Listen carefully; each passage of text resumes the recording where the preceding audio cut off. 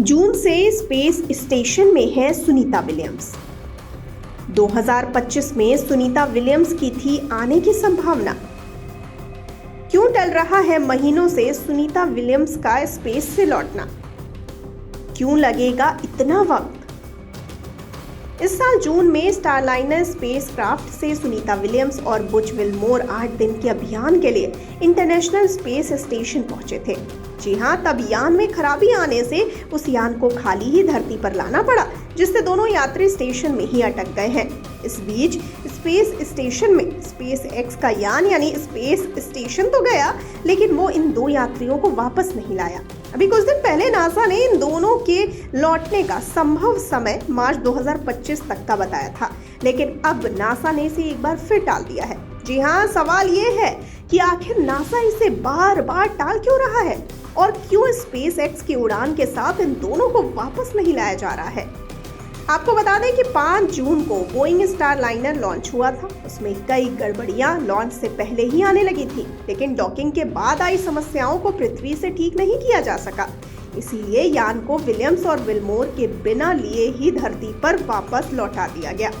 तब से दोनों ही स्पेस स्टेशन में हैं और अब नासा का कहना है कि वे मार्च 2025 से पहले नहीं लौट पाएंगे।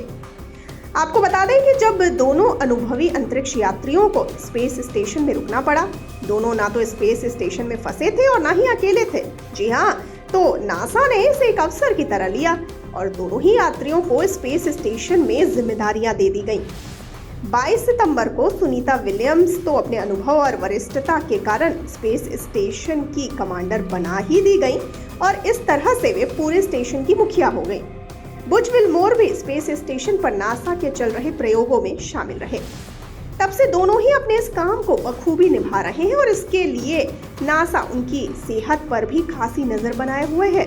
हालांकि बीच में सुनीता विलियम्स की सेहत को लेकर कुछ अटकलें जरूर हुई थी, लेकिन नासा ने इन्हें खारिज कर दिया और सुनीता विलियम्स ने भी स्पेस स्टेशन में क्रिसमस सेलिब्रेट किया, वो भी खुशी खुशी। आइए अब जानते हैं कि क्या ड्रैगन क्रू 9 के साथ वापस आ सकती थी विलियम्स। आपको बता दें कि स्पेस एक्स का ड्रैगन क्रू हर 6 या उससे अधिक महीनों में लॉन्च किया जाता है और 2 एस्ट्रोनॉट्स को लेकर वो जाता है और बदले में 2 अन्य एस्ट्रोनॉट्स को वापस लाता है। ड्रैगन यान अब 4 एस्ट्रोनॉट्स को वापस लाने की जिम्मेदारी उस पर थी। इनमें से 2 नासा के और 2 रूसी यात्री थे। इसके लिए नासा ने प्रयास भी किए। उस समय ड्रैगन क्रू को 2 एस्ट्रोनॉट्स को वहां छोड़ना पड़ता, जिससे नासा के नियमित कार्यक्रम में दिक्कत होती, जबकि विलियम और विलमोर को लाने के आपात हालात नहीं बन पा रहे थे। तो अब क्या होगा आगे? आपको बता दें कि ऐसे में फैसला ये लिया गया है कि दोनों को अलग ड्रैगन क्रू 10 के प्रक्षेपण के बाद ड्रैगन क्रू 9 के साथ गए 2 एस्ट्रोनॉट्स को वापस लाया जाएगा, जिसका फरवरी 2025 के बाद ही स्पेस स्टेशन को छूना निर्धारित था। अब जो विलियम्स और विलमोर की वापसी टली है, असल में वो ड्रैगन 10 के प्रक्षेपण का टलना है, जिसके अपने कारण है और यह स्पेस ट्रेवल्स में काफी आम है और एस्ट्रोनॉट्स इसके आदी होते हैं। आपको बता दें कि विलियम्स काफी अनुभवी एस्ट्रोनॉट हैं और स्पेस में अब तक की तमाम यात्राओं को मिलाकर कुल 571 दिन गुजार चुकी हैं सुनीता विलियम्स। एक समय उनके नाम स्पेस वॉक के जरिए स्पेस में सबसे ज्यादा वक्त गुजारने का रिकॉर्ड था। स्पेस में लगातार सबसे ज्यादा गुजारने का रिकॉर्ड वालेरी पालियाकोव के नाम है, जिन्होंने लगातार 437 दिन स्पेस में गुजारे हैं। संभावना यही है कि विलियम्स उनका रिकॉर्ड नहीं तोड़ पाएंगी।